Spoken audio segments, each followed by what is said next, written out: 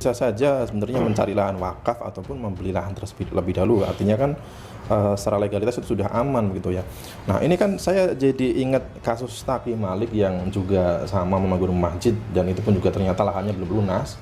Dan ketika terjadi masalah dan ingin diambil alih oleh pihak pertama, ini pihak Taqi Malik mengajak umat untuk membeli lahan tersebut, menarik sedekah lagi. Nah ini apakah jangan-jangan mungkin ada indikasi seperti itu tuh awalnya begitu ya? Ya 69 lah Mas. 11-12 ya. 11-12. Jadi hampir mirip-mirip. Hampir mirip dan sama lah ya. Jadi artinya ya mereka, oh masa bodoh nih, gua udah bangun, udah narik nih, udah ada masjidnya nih. Lo mau iuran nggak terserah gitu kan, Pak. Itu udah menurut tema saya pikirannya nggak rasional. Karena kan betul. Mungkin ketika itu katakanlah 20 tahun mungkin dari uang sedekah saja mungkin udah bisa bayar itu mungkin Mas. Gitu. Oke. Iya. Sembrono menurut tema saya. Dengan kejadiannya sembrono. Betul. Saya kira masih cukup waktu ya. Kalau memang Gus Mansur ini seorang ustadz gitu ya, dan harusnya kan amanah ya. Harusnya kan mampu Pak ya. Orang beli saham bank riba yang saham konvensional saja bisa kok. Bisa kok 80 miliar bisa. Masa nyelamatkan ini nggak bisa. Betul. Meledak. Waduh, ini naiknya bisa nggak kira-kira. Tapi kan duitnya itu tidak sedikit Ustaz. Duitnya itu dari mana dananya? Aduh, kalau segitu mah sebenarnya di industrinya Pak Haritanu misalnya. Dari tahun 2018 pernah ya Ustaz ya, tapi sudah dilepas. Nah artinya bisa membeli dengan uang sebanyak itu, dananya dari mana? Itu mah saya bilang bahwa omongan kita, pikiran kita. Taqi Malik dituduh bangun masjid. Saudara, ini bukan dituduh, ini bukan tuduhan ini. Bukan tuduhan. Ini kasusnya udah inkrah. Gue udah menang 3-0 di pengadilan. Nih, kalau misalnya kalimat lu tuduhan, ini salah, lu benerin. Lu benerin deh. Nih, admin suara.com, tolongin. Ini lu benerin, bukan tuduhan ini. Kita udah menang 3-0 di pengadilan. Kalau kata pengacara atau istilah katanya sudah berkekuatan hukum tetap tuh.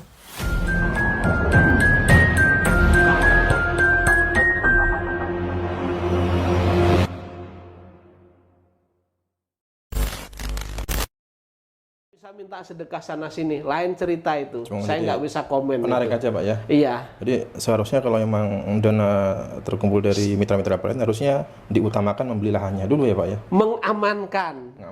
Artinya ketika orang nyumbang, ketika orang bersedekah, bersodakoh, kemudian berwakaf untuk bangunan itu, maka kita sebagai muslim yang baik, tentu sebagai penerima wakaf itu, maka kita harus bangun pikir-pikir dong. Kalau bukan tanahnya bukan, kemudian tanah wakaf bukan, kan risikonya tinggi. Betul. Dan kenyataannya terjadi pada Masjid Al-Mansur yang saat ini sedang dalam lelang. Betul. Iya. Jadi tadi Pak Haji kan menyebut sebagai kebodohan gitu ya. Tetapi kalau dari sisi awal ya, dilihat dari awal pembangunan tersebut ya, sudah mengetahui bahwa tanah tersebut ini tanah pengembang gitu ya. Tapi berani membangun masjid dan itu pun dananya didapat dari umat. Itu termasuk sebagai pelanggaran hukum nggak sih Pak? Menurut hemat saya kalau awalnya mengatakan bahwa kita bangun masjid di sini nih, ya kan? Kemudian dia mengatakan atau dia tahu tapi tidak mengatakan bahwa ini tanahnya pengembang, atau dia mengatakan seolah-olah ini aman, maka menurut hemat saya di sana ada penipuan juga. Ya, karena kan orang mengeluarkan itu dengan tujuan menempelkan harta kekayaannya atau hartanya di sana untuk mendapatkan amal jariah. Ya. Keteledoran ini menurut saya adalah keteledoran. Saya tidak tahu apakah ini keteledoran yang disengaja. Yang penting narik sodakoh dari jamaah, narik wakaf dari jamaah. Yang penting dapat duit dulu. Masalah aman atau tidak urusan belakang, itu saya tidak tahu. Tapi saya tetap sebagai seorang orang hukum mengatakan bahwa ketika kita hendak membangun suatu bangunan, tentu kita punya alas haknya terlebih dahulu. Iya, Apalagi ini uang umat, Mas. betul. Uang pribadi saja kita harus berhati-hati, apalagi ini uang umat. Iya. Ini termasuk, menurut hemat saya, termasuk menjolimin umat juga. Iya, betul. Ya. Pertanyaan juga kan, kenapa harus memaksakan membangun masjid di lahan tersebut ya? Apa mungkin pertimbangannya supaya ini dekat dengan gedung pesantren atau kantor pesantren dan menjadi ikon dari pesantren masjid ini ya? Kan bisa saja sebenarnya mencari lahan wakaf ataupun membeli lahan tersebut lebih dahulu. Artinya kan secara legalitas itu sudah aman begitu ya. Nah ini kan saya jadi ingat kasus Taqi Malik yang juga sama membangun masjid dan itu pun juga ternyata lahannya belum lunas. Dan ketika terjadi masalah dan ingin diambil alih oleh pihak pertama, ini pihak Taqi Malik mengajak umat untuk membeli lahan tersebut, menarik sedekah lagi. Nah ini apakah jangan-jangan mungkin ada indikasi seperti itu awalnya begitu ya? Ya 69 lah, Mas. 11-12 ya. 11-12. Jadi hampir mirip-mirip. Hampir mirip dan sama lah ya. Jadi artinya ya mereka, oh masa bodoh nih, gua udah bangun, udah narik nih, udah ada masjidnya nih. Lo mau iuran nggak, terserah gitu kan, Pak. Itu udah menurut tema saya pikirannya nggak rasional gitu. Karena kan tidak melindungi hak orang yang bersedekah. Betul, kan Taqi Malik juga dulu bahasanya itu setelah terjadi masalah dengan pihak penjual ya. Nah, ini Taqi Malik kan juga mengajak pengikut-pengikutnya atau jamaahnya untuk membebaskan tanah tersebut ya. Lagi-lagi minta sumbangan lagi. Salah siapa membangun masjid di area tersebut kan begitu. Iya, begitu. Dan ini juga jelas menjadi bukti ya, ini betapa tidak tanggung jawabnya Yusuf Mansur ya. Nah, ketika meminta sedekah kepada mitra-mitra pesantren dan terbangun masjid. Programnya saja 1000 masjid, yang terbangun 1. Nah, itu pun bermasalah. Dan pasti bermasalah kan. Ketika dilelang, Yusuf Mansur juga lepas tangan.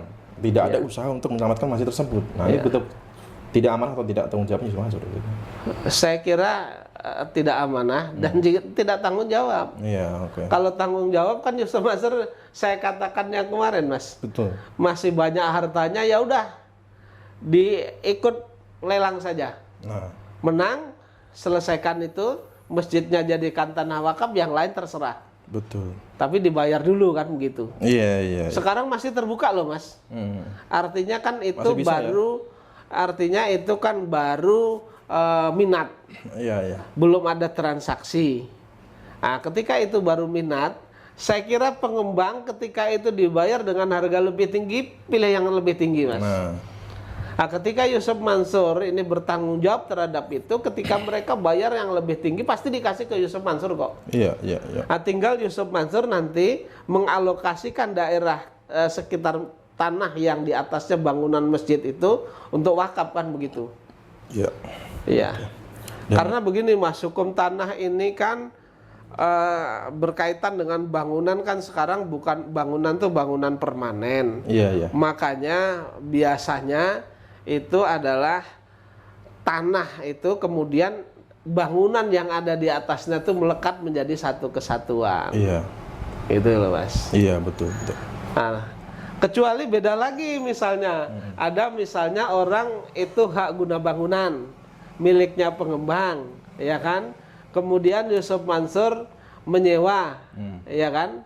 Menyewa itu, atau ada hak guna bangunan di atas hak guna bangunan misalnya.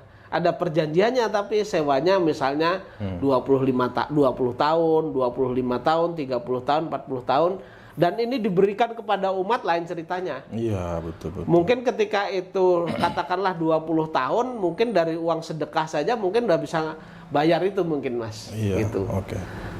Iya, sembrono menurut tema saya. Dengan kejadiannya sembrono. Betul. Saya kira masih cukup patuh ya.